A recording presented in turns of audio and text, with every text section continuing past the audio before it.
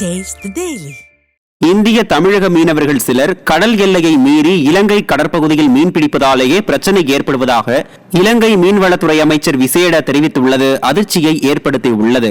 அவர் அளித்த பிரத்யேக பேட்டியில், எங்களது கடல் எல்லையை மீற வேண்டாம் என தமிழக மீனவர்களை கேட்டுக் கொள்வதாக தெரிவித்துள்ளார்.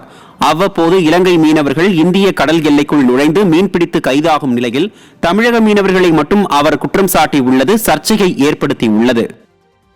இந்திய தமிழ்நாட்டு மீனவர்களிடம் கேட்டுக்கொள்வது வேறு எதுமல்ல, உங்களை நாங்கள் கைது செய்யவும் தேவையில்லை, நீங்கள் எங்களுடைய கடல் எல்லையை மீற வேண்டாம், இது இன்னொரு நாட்டினுடைய கடல் என்பதை உணர்ந்து கொள்ளுங்கள், புரிந்து கொள்ளுங்கள்.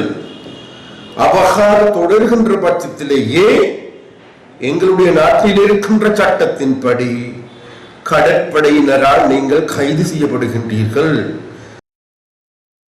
திருப்பத்தூர் மாவட்டம் ஜோலார்பேட்டையில் 14 வயது சிறுமிக்கு திமுக வார்டு உறுப்பினர் பாலியல் தொல்லை கொடுத்த சம்பவம் பரபரப்பை ஏற்படுத்தியுள்ளது. ஜோலார்பேட்டை அடுத்த தில்லைநகர் பகுதியைச் சேர்ந்த திமுக வார்டு உறுப்பினர் மகேந்திரன் 14 வயது சிறுமிக்கு பாலியல் தொல்லை கொடுத்து வந்துள்ளார். இதையடுத்து சிறுமியின் தாயார் அளித்த புகாரின் பேரில் போக்சோ வழக்கில் சிக்கினார். அதிகார மமதையில் திமுக நிர்வாகிகள் பாலியல் அத்துமீறலில் ஈடுபடுவதாக பொதுமக்கள் குற்றம் சாட்டுகின்றனர்.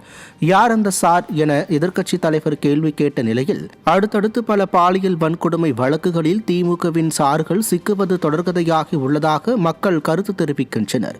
பெண்கள், சிறுமிகள், முதியவர்கள் என அனைத்து தரப்பு பெண்களுக்கும் பாதுகாப்பற்ற நிலை உள்ள இந்த ஆட்சிதான் ஸ்டாலினின் விடியா ஆட்சியா என பொதுமக்கள் கேள்வி எழுப்புகின்றனர்.